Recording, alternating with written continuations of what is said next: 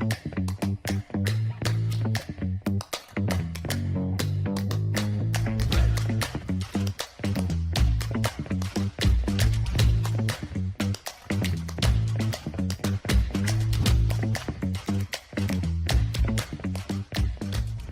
evening and welcome to Good News on Entertainment. I'm Carley Boyette. Have you started watching House of David yet? The series continues to make headlines for quickly becoming one of Prime Video's most watched series. In fact, it was also just recently announced House of David has been renewed for season 2 as well. Production is already underway. As I've mentioned before, just a few weeks ago, I was at this year's NRB, which is basically a Christian media conference. While I was there, I had the opportunity to sit down with one of the show's directors and executive producers, John Gunn, and the actor who plays David. We had an absolutely fascinating conversation about some of the really cool things God did behind the scenes. Before we dive into that, let's go ahead and take another look at House of David. The Philistines have assembled. They have a giant. What? My king, I will fight the giant.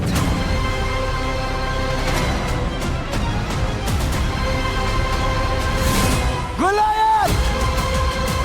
Can one stone change the course of history?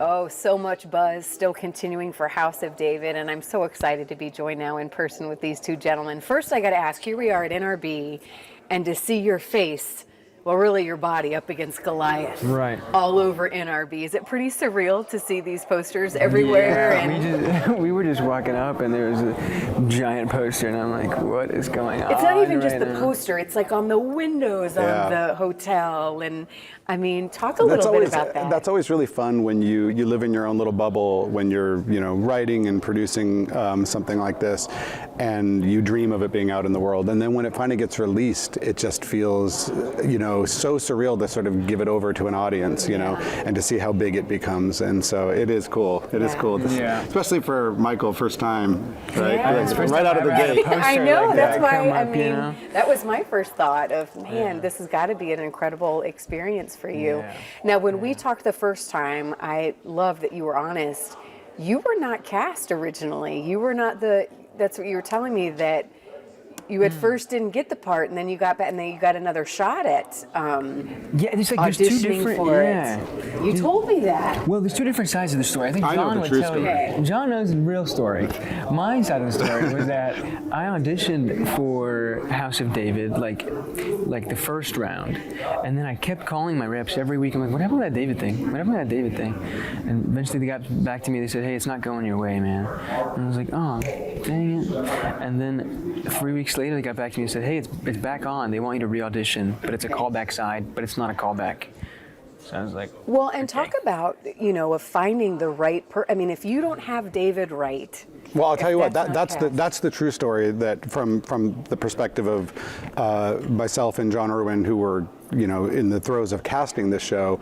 We hadn't seen his first audition. It happens very often that thousands of people audition, right? And so they get sort of whittled down to ones that get presented to us. And we had been for months and months searching for a David and hadn't found anybody that we thought was right. We'd auditioned a number of people, called back a number of people. We were really getting to the point where I was feeling like, how are we gonna make this show? If we don't find the right David, we just can't make the show. And then what tends to happen in that process is you'll go like, look, we really need to look under every stone, and so to speak. And so we went back and somebody said, well, what about this guy who we had never seen in the original batch? And we looked at Michael and instantly, for me, I was the one that first, because John wasn't in the room when I saw it. Someone brought it up on a phone because we were desperate. We were looking at anything. And Courtney, who's one of our producers, she came over and said, what about this guy? And she showed me, she hit play. And like 4 seconds didn't go by where we were like, that's our guy, that's our guy. And then someone was like, can he act? I'm like, that's our guy. and then, because I could just see it, like his face, his eyes, the spirit of him, everything. And then the big thing for me was, can he sing? Because David is a warrior poet and sings and needs to have this voice, and we didn't want to have to fake the voice. So that was like I was like, please God, tell me this kid can sing. And there was a link attached to his audition of him singing a Billy Joel song, Vienna.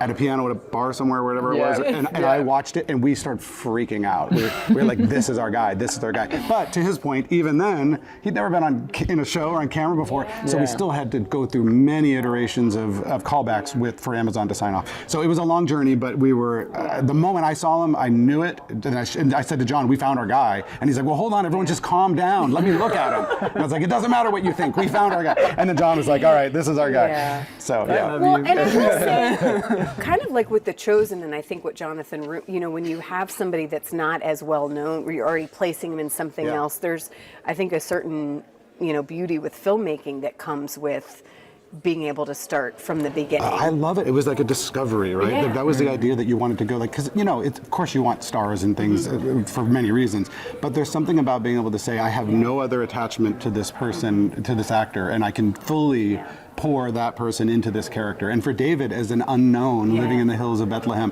it just felt like the perfect way to do it. And Jonathan Rumi was a great model for that as well. So we just felt so confident that this is the way to go. That's so awesome hearing that, because I don't know the full lengths of the story, so I'm hearing about it for the first time now. Now that we've shot the show, we're less confident, but at the time, I'm getting a recast.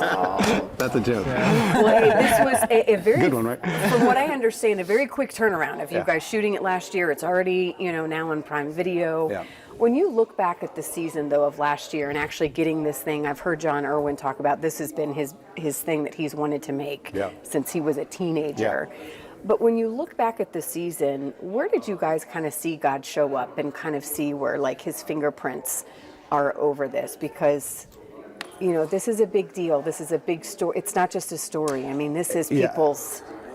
We talk about that a lot, and I was just rewatching some episodes from the season, and we're talking about the power of every time the words from the scripture show up in the show. You know what I mean? Like I feel that every time you're like, oh, this is a powerful one. This Samuel is saying the words from the Bible right now, and you could feel that. I think across the board, everybody does. There's something that's just like the presence of the scripture, of the history of it all. Like you feel it permeate. I think. The entire experience, quite frankly. Yeah, and there's been so many miracles on the show, like even the sling. Like, there's so many, but the sling miracle. Yeah, that was cool. I had torn my shoulder like 2 weeks into filming with my sling, because I was slinging so much. I'd go to the beach and I would sling rocks. And by the way, just to set that up, he had been training for weeks and weeks and weeks to be able to do the sling authentically. And he was hours a day, we have all this video footage of him just like practicing, so he could get it, so we wouldn't have to fake it. So and he was so good at it, and then he injured himself. Boom, torn shoulder, and it was like months of like rehabilitation and PT. And then I remember the day came where we had to film the scene, and the night before I had re-injured it. And I was like, oh boy. And so we had been like putting off shooting that's anything. what I was wondering. That must have changed we had to the production move the schedule around, but the moment that we were so protective of was the Goliath moment, obviously. That moment, we were like carved out everything we could to give him time to rehab for that. And then he injured himself the day before, and we were like, we need you to do this, man. Like on camera, 1,000 frames a second, hyper slow motion, you've got to get this. And so they told me, all the cameras are going, just warm up your shoulders, here's the fight coordinator, do what you need to do. One take, One take, sunset. I warm up the shoulders. I'm like getting nervous. All right, and I run, jump, do the move, and I land. Cut! And everyone's holding their breath, and then John goes, hey buddy, are you okay? And I was like, I'm good, let's do it again. And we did like 9 takes, and I felt nothing. I felt nothing. It was. Well, how's your shoulder today? Better than the left one. Okay. It's like bionic now. Yeah. Trained it so much. That was incredible, because what a thing, taking on the David and Goliath story, which to put that on camera, to put that to sort of memorialize that moment. That really hasn't been memorialized in a meaningful cinematic way. Well, to bring context, understanding what leads up to that moment. I think most people know the story of David and Goliath. Yeah.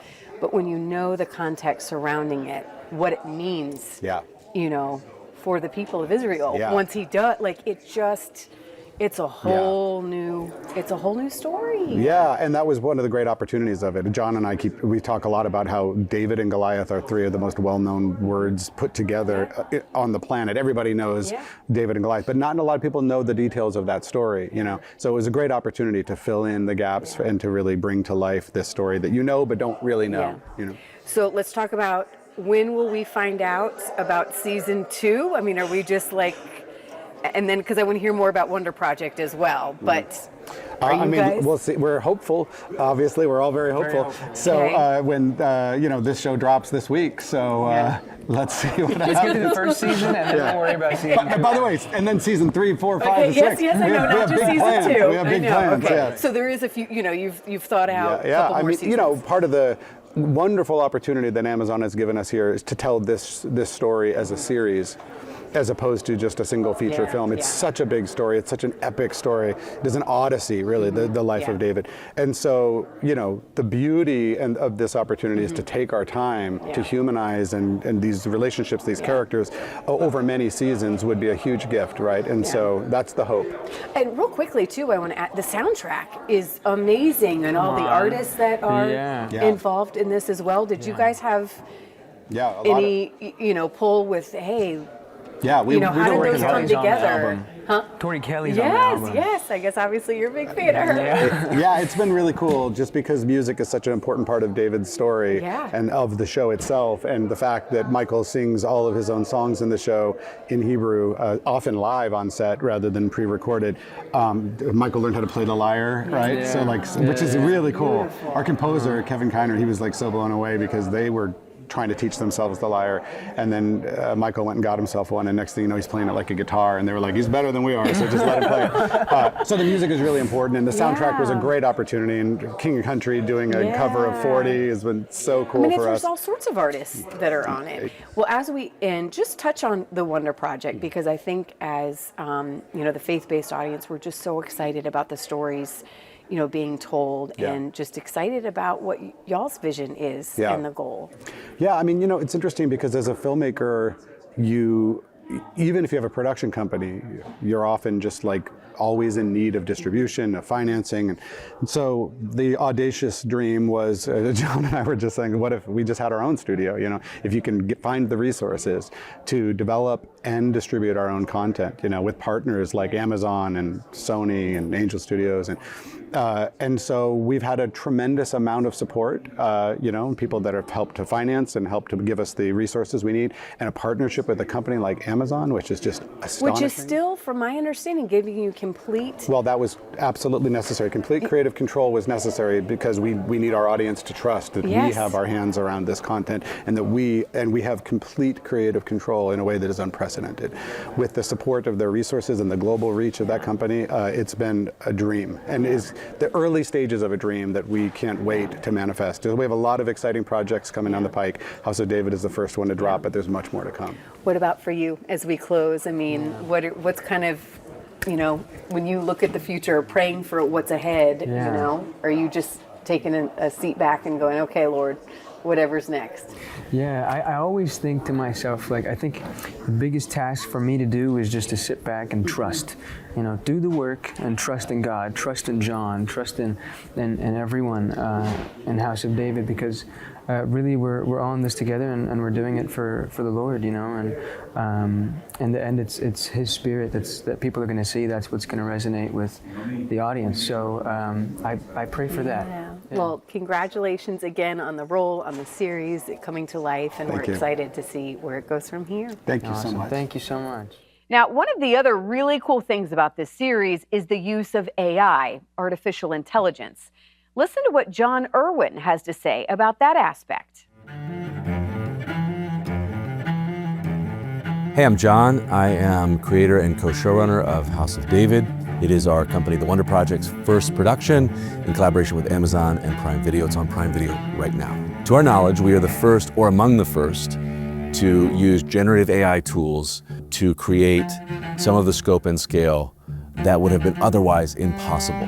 All the footage that you're seeing right now was made using an AI tool set combined with traditional tools. Specifically, episode 6 represents the first scene in a show that's driven by generative AI tools. Now, many other traditional tools were used in the process. Real actors were used to perform the scene, but this represents a leap forward in technology and what we were able to achieve. These tools are more human and more creative and more collaborative than any other tools that I've ever used in a VFX process. I say that as a showrunner, I say that as an AI artist, and I say that as a former animator. Why am I telling you this? I think much of the fear and discussion around these tools are in two categories. Number one, will these tools replace creativity and artistry? And number two, will these tools take jobs in our industry? We have found by using them and taking the time to deeply understand them that actually the complete opposite is true. They allow me to be more creative as the showrunner. They allow actors to have more agency into their digital performance. And they allow the core department heads on the show to be able to collaborate on the visual effects because we're actually making the visual effects while we film the show. Of the 850 VFX shots in season 1 of House of David, 73 shots were created using these tools as an engine to the car. These are a new set of paintbrushes that, when placed into the hands of artists, especially when they're together and collaborate, allow you to do things that were formerly impossible. The integration of these tools are going to create jobs in our industry. That's what I feel. The reason is, a show like House of David, many people told us that our vision was impossible. What we say at Wonder is we do not compromise, we innovate. If we had listened to the status quo of our industry, House of David never gets made. By making it at a budget many people thought was impossible, we're able to employ nearly 700 people. House of David represents a show that could not have been made without innovation. Technology and leaps forward in technology are essential to the journey of cinema. So I want to thank Amazon and Prime Video for allowing us to innovate, learn what these tools are, what they can do, and how to use them effectively, legally, ethically, in cooperation with all Guild guidelines. It makes a show like this possible, and I'm also grateful for the nearly 700 people working every day to make this show real. Now, I also want to mention that Pastor Greg Laurie, you may remember he was the one whose story was made into the movie Jesus Revolution, has written a devotional to go along with House of David. Listen to this. Did you know that there are over 60 chapters in the Bible dedicated to the life of David? This man who is uniquely described in the Bible as the man after God's own heart. I've written a brand new devotional titled House of David, 30 Days with a Man After God's Own Heart, which is a special companion piece to the brand new Amazon Prime series called House of David. So through daily insights into one of the Bible's most complex and relatable figures, this new devotional encourages readers to deepen their own relationship with the Lord. So transform your understanding of what it means to be a person who seeks the heart of God, and pick up a copy of my House of David devotional today. Let's explore together the life and legacy of this amazing man of God, and your eyes will be open to new discoveries about God's Word and how you can get closer to the Lord. Of course, you can find the devotional on Amazon. And by the way, all 8 episodes of House of David are now available to stream on Prime Video. For info on the series or on other content the Wonder Project is working on, just go to their website, thewonderproject.com. Now, speaking of AI, when I was at NRB this year, I also had a chance to sit down with one of the creators behind Pray.com and talk specifically about how artificial intelligence is changing the game for content creators and people trying to spread the gospel around the world. Joining you once again from NRB, where one of the biggest topics that a lot of people have been talking about is AI, artificial intelligence. Pray.com, one of the biggest booths here, I feel like when you walk into the exhibit hall, I mean, you can see you from a mile away, which I love. And a lot of it is the AI imaging. I'm just fascinated by what we're able to use. And you guys have really, I think, been on the front lines on how ministries can use it. Content creators can use it. What comes to mind when you hear AI? Because I think a lot of people get nervous about it at first. Well, it's really exciting.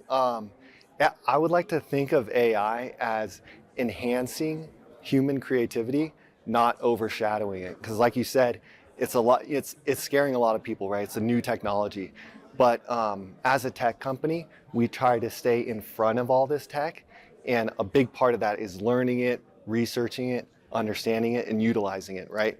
And so we're starting to use it to help us push into video. Pray.com has been a lot of audio for the past, and AI is going to help us create really dynamic visuals and video to complement all this cinematic audio that we've been doing around the Bible, meditations, daily prayers, and all that. So break it down. I mean, how is it one program that's doing it for you guys? I mean, what are the tools that you guys are using at pray.com? Yeah, it's a ton of different tools, and it's helping us with, like I said, the visuals, video, images, but also it helps out with translations. So taking English content, turning it into Spanish, Portuguese, helping us reach more people all over the world. And the tools specifically, there are a ton of them, right? And that's the great thing about what's happening right now. AI is so new that you really have to get your hands in as many of these programs as possible, because you don't know what's going to be, you know, the number one a year or 2 years from now. So I would say the big ones to check out, obviously pray.com. We make it really easy for pastors and ministers to translate their content and transcribe it. So, you know, we'll take a sermon and it's all in English, right? And then we'll turn that into Spanish, we'll turn it into Portuguese, we'll turn it into Korean to help our pastors reach people all over the world. And so we make that really easy at pray.com by connecting all these different softwares of these AIs together. It's just a great way to really reach more people around the world. And then podcasters too, I feel like, are using that because, like you said, if you're going to have an audio, why not have the visual and video content, you know, to go along with it as well? Yeah. With so there's a bunch of programs. There's one called Midjourney, which is really popular right now.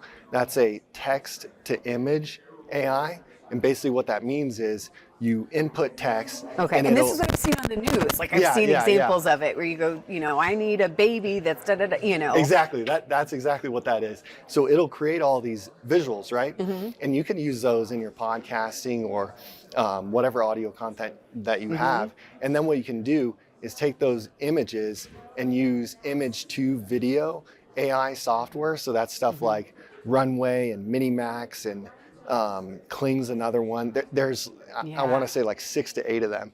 And people are using those to create long form videos. And that's like the animation looking stuff that you see right now on AI. And we have a bunch of that at NRB just playing on the big screens just to show people. So what is pray.com? Like, so when I see those big images, and we'll show some here, you know, where are you guys using those images? I mean, they're wild looking. I mean, literally wild. Yeah.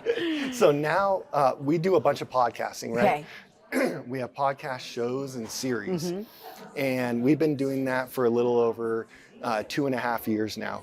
And so now we're using these AI softwares to create video shows and video podcasts. And so that's going to help us really push into that lane and create really dynamic, cinematic looking videos. Whereas before we were using, you know, stock footage video, which was really bland and kind of normal. It doesn't really bring out the essence of the stories that we're creating. And now with these AIs, you have very custom looking cinematic visuals that bring these stories to life in a way that has never been done before. Yeah. You know, my dad's an artist, and I just think of all the videographers I've worked with. You know, it's kind of, it makes me sad in some way, because I know that is essentially competition, and that's, you know, just the new wave. We also can't change it. Like this is the future. Yeah. There's opportunity for growth, I think. Definitely. And in a way, you know, a lot of people say that I'm afraid like AI is going to take away all these jobs, right? But it's also going to create a bunch of opportunities too. So it's going to be in the future, it's going to be the people that know how to use AI and people that don't. And the people that know how to use it are going to be the ones, doing all the new graphics, visual effects, and all that type of stuff. In the same way that there's a program called After Effects, which Adobe released, and that made it a lot easier for people to use and create visual effects. And so you had kids in high school that was using this program, and the same narrative was going along at that time. So it's just happening again. This is a new wave of technology, right? I would encourage people not to be afraid of it, but to check it out, learn as much as they can. YouTube is starting to have all types of tutorials on how to use all these programs. So I'd say now is the best time to learn it because it's so new. And it's changing so fast. That's the other incredible thing, that it's improving on itself. Do you think it's improving at faster rates than when technology, it just feels like we can't even catch up? The fastest, I would say. Here's an example. We'll learn how to use the newest version that comes out. 2 weeks later, they'll have a new version with new features. And so we have to keep learning every couple of weeks. And the great thing about it is there's so many different, call it competitors in this AI space, that they're all trying to one up each other. So as long as if you have your hands in as many of these as possible, you'll be able to really get on board. Talk about, if you can, on behalf of pray.com, the end goal is obviously spreading the gospel. I mean, that's got to be what all of this is for. It doesn't matter. Yeah. How does that kind of shape the framework of what you guys are doing and the direction you're going? So we're implementing AI in a lot of our software to really help people connect with pastors and pastors connect with people. And so a lot of that has to do with translations of their content, which is, I think, is the easiest way to really use AI currently right now, and also transcribing, helping them get better SEO on their content too. So literally all they have to do is they submit their sermons, which is what they're doing every single week. They put it into pray.com, and then what comes out is a SEO, search optimized title, description, and then they just have to click a couple of buttons for, I want this in Spanish or Korean or whatever language they want, and then we'll transcribe that and then distribute it for them. So that's the quickest way that they can use AI using our application. And then the visuals and stuff, that's just a new way to really help people learn the Bible in a more entertaining way. So yeah, that's a few ways that we're using it. Have you heard much response from some of these pastors and different content creators that you've been able to help? I mean, what's the response been like? Oh, they love it, because what we do is we use their voice in Spanish. So it looks like and sounds like their voice saying these words in Spanish, even if they don't know Spanish, right? And so, yeah, it's really cool. Well, thank you so much for spending some time with me and kind of putting a spotlight in what you guys are doing behind the scenes. I know hopefully we didn't get in the weeds too much, but it's fascinating to me. And again, maybe next year we'll be in a whole, 10 levels ahead of this, because again, it's just growing so fast. But thank you for everything that you're doing, you and the team at pray.com, to furthering the message, the gospel, and people who are sharing it. Yeah, thanks for having me. I'm really blessed to be here. Now, to find out more info about pray.com and what they're doing, just head to their website. I hope you enjoyed tonight's show. Next week, we're going to take an exciting look at the new animated movie heading to theaters just in time for Easter, The King of Kings. I'm Carley Boyette, and I look forward to seeing you next week right here on your Christian Television Network.